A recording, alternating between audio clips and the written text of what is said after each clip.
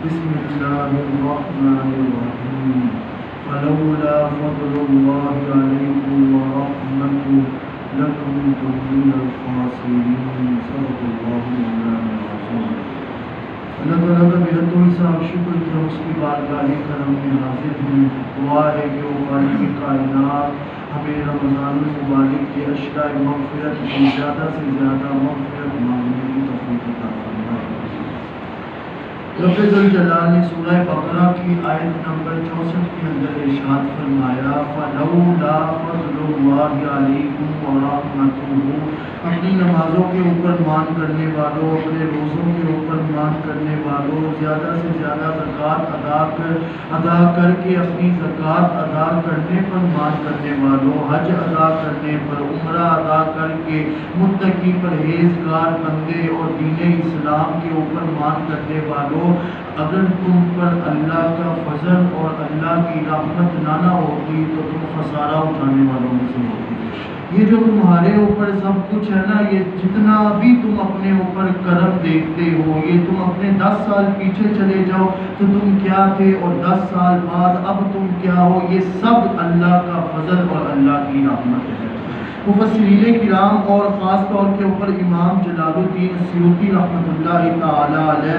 جن کو 72 مرتبہ جاگتی آنکھوں سے چہرہ والضحیٰ محمد مصطفیٰ صلی اللہ علیہ وسلم کی زیارت ہوئی، انہوں نے رحمت، یہ رحمت کیا شے ہے، انہوں نے رحمت کے 17 میننگز بیان کیے، 17 معنی بیان کیے انہوں نے رحمت کے، اور انہوں نے ابتدا کی، انہوں نے قرآن مجید کا حوالہ دیتے ہوئے انہوں نے کہا جی رب ذوالجلال نے قرآن مجید میں ارشاد فرمایا، میں ایک معنی لے رہا ہوں رحمت کا، میں بسم اللہ الرحمن الرحیم هو الذی ارسل الریاح بشرا بین یدی رحمتی، رب ذوالجلال کی ذات وہ ذات ہے کہ وہ ہوا کو بطور بشارت بھیجتی ہے کہ اب تم پر رحمت برسنے لگی ہے۔ اور پھر رحمت کیا ہوتی ہے، رب ذوالجلال نے ارشاد فرمایا وَأَنزَلْنَا مِنَ السَّمَاءِ مَاءً طَهُورًا، ہم آسمان سے بارش برساتے ہیں اور وہ بارش ہر شے کو پاک صاف اور ستھرا کر کے رکھ دیتی ہے۔ تو یہ بارش رب ذوالجلال کی رحمت ہے۔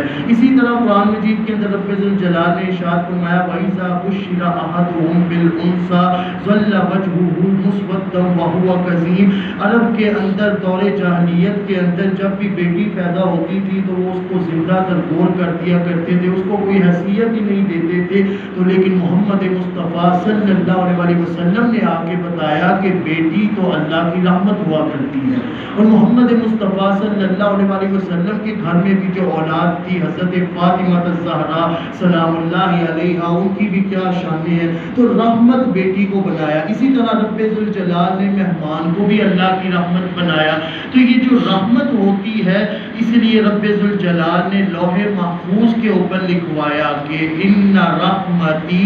سبقت غضبی، کہ میری رحمت میرے غضب کے اوپر ہمیشہ سبقت اختیار کرتی رہے گی۔ اب یہ رحمت کون سی ہے رب ذوالجلال کی جو رب ذوالجلال کے غضب کے اوپر ہمیشہ سبقت لے جاتی ہے؟ آپ 1.25 لاکھ کم و بیش انبیاء، ان کو ذرا آپ ان کی تاریخ کو اٹھا کر دیکھیں، قوم چھوٹا سا نقصان، چھوٹا سا گناہ کرتی تھی تو قوم کے اوپر رب ذوالجلال کی طرف سے عذاب نازل کر دیا جاتا تھا۔ انبیاء کرام ایک دعا مانگتے تھے، حضرت نوح علیہ السلام نے ایک دعا مانگی، رب ذوالجلال نے ساری قوم کو صفحہ ہستی سے مٹا دیا۔ تو یہ تو اللہ کی رحمت نہ ہوئی، تو مفسرین کرام لکھتے ہیں وہ جو لوح محفوظ کے اوپر رب ذوالجلال نے لکھوایا ہوا ہے نا کہ ان رحمتی سبقت غضبی، کہ میری رحمت میرے غضب کے اوپر سبقت لے کر جائے گی، تو وہ رحمت اور کوئی نہیں، وہ ذات محمد مصطفیٰ صلی اللہ علیہ وسلم، یعنی آقا کریم صلی اللہ علیہ وسلم کی ذات ایسی ہے کہ پھر طائف کی وادیوں میں آپ کو گالیاں بھی دیں تو آپ ہمیشہ رحمت کی دعائیں کرتے ہیں، پھر آپ کے اوپر پتھر بھی برسائے جائیں تو آپ رحمت کی دعا کرتے ہیں، پھر آپ کو شیب ابی طالب کی گھاٹی میں 3 سال تک معصور بھی کیا جائے آپ تب بھی رحمت کی دعا کرتے ہیں۔ تو فرمایا وہ جو رب ذوالجلال کی خاص رحمت ہے نا، وہ اور کوئی نہیں، رحمت محمد مصطفیٰ صلی اللہ علیہ وسلم۔ حضرت ابراہیم علیہ السلام ایک مرتبہ مویشی چلا رہے تھے تو انہوں نے ایک غیر مسلم بندے کو دیکھا، مفسرین کرام لکھتے ہیں اور خاص طور پہ امام جلال الدین سیوطی رحمۃ اللہ تعالی علیہ رحمتی وسعت کل شیء کی جو ہے نا آگے تفسیر کے اندر اس واقعے کو لے کر ہے، وہ مویشی چلا رہے تھے تو غیر مسلم بندے نے نا بڑے ہی پیار کے ساتھ اور مٹھاس کے ساتھ جو ہے نا رب ذوالجلال کا نام پکارتے ہوئے کہا اللہ۔ حضرت ابراہیم علیہ السلام نے جو ہی سنا نا تو حضرت ابراہیم علیہ السلام ایک خاص کیفیت کے اندر مبتلا ہو گئے۔ جب آپ اس کیفیت سے باہر نکلے تو آپ نے اس غیر مسلم کو بلا کر کہا ایک مرتبہ دوبارہ سے میرے مولا رب ذوالجلال کا نام لو۔ تو آگے سے اس غیر مسلم نے کہا جی دیکھیں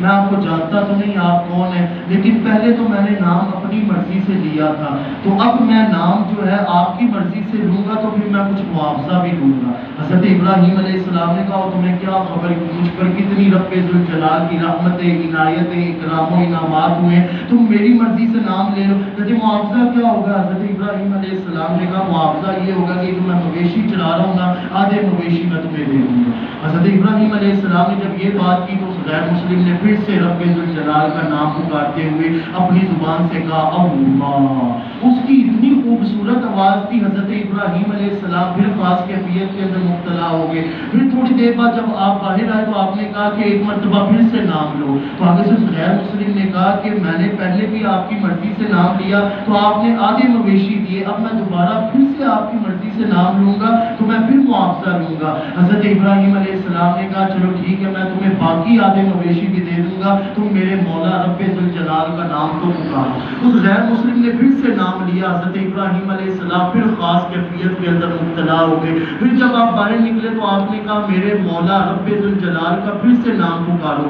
اس بندے نے کہا عجیب بات کرتے ہو، پہلے آپ کے پاس مویشی تھے تو آپ نے آدھے مویشی مجھے دیے، پھر آپ کے پاس باقی آدھے مویشی تھے آپ نے وہ بطور معاوضہ دیے، تو اب تو آپ کے پاس کچھ بھی نہیں ہے تو اب آپ مجھے کیا دیں گے؟ تو آگے سے حضرت ابراہیم علیہ السلام نے کہا مجھ پر اللہ کی جتنی رحمتیں نازل ہو رہی ہیں تمہیں کیا خبر، اب تمہیں یہ جتنے بھی میں نے مویشی دے دی اب میرے پاس دینے کو اور تو کچھ نہیں ہے، لیکن یہ مویشی چرانے کے لیے تمہیں کسی نوکر کی تو ضرورت پڑے گی نا، تم ایک مرتبہ میرے مولا کا نام پکارو میں اپنے آپ کو بطور نوکر بنا کر تمہاری خدمت میں دے دوں گا۔ تو جب وہ غیر مسلم نے یہ سنا تھا تو انہوں نے کہا آپ ہیں کون؟ تو انہوں نے کہا میں اللہ کا پیغمبر حضرت ابراہیم علیہ السلام ہوں، اور جب تم نے اپنی میٹھی زبان سے رب ذوالجلال کا نام پکارا تھا نا تو مجھ پر اتنی رحمتیں نازل ہوئی تھی کہ میں ایک خاص کیفیت میں مبتلا ہو گیا تھا۔ تو جب اس غیر مسلم کو یہ پتا چلا کہ رب کا نام اتنا پیارا اور مٹھاس والا کہ جو بھی اس کو پکارتا ہے رحمتوں کا اس کے اوپر نزول ہوتا ہے، تو اس نے کہا جی میں بھی توبہ کرتا ہوں، مجھے بھی کلمہ پڑھا کر دائرہ اسلام میں داخل کرنا۔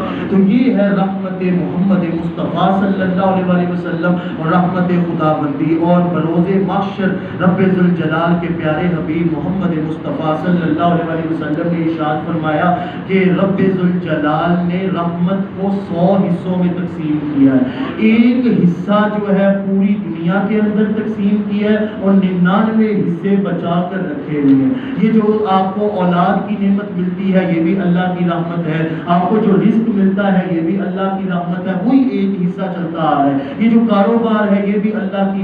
رحمت ہے، آپ کو دنیا کے اندر جو بھی آسائش ملتی ہے، جو بھی خوشحالی ملتی ہے، یہ سب اس رحمت خدا بندی کا ایک حصہ ایک جزو ہے، باقی 99 حصے رب ذوالجلال نے بچا کر رکھے ہوئے ہیں۔ اور محمد مصطفیٰ صلی اللہ علیہ وسلم نے ارشاد فرمایا بروز محشر رب ذوالجلال اپنے اولیاء کو بلا کر کہے گا یہ لو باقی 99 حصے، اور جس کو پہچانتے ہو اس کو یہ حصے دیتے چلے جاؤ اور اس کی بخشش و شفاعت کروا کر اپنے ساتھ جنت میں لے کر چلتے ہیں۔ یہ ہے رحمت محمد مصطفیٰ صلی اللہ علیہ وسلم اور رحمت خدا بندی۔ رب ذوالجلال سے دعا ہے کہ رب ذوالجلال ہمیں رمضان المبارک کی اس پرنور ساعتوں سے اور اس رمضان المبارک میں جو رب ذوالجلال کی خاص رحمتوں کا نزول ہوتا ہے اس رحمتوں سے اپنی جھولیوں کو بھرنے کی توفیق عطا فرمائے۔ آمین بجاہ النبی الامین صلی اللہ علیہ وسلم۔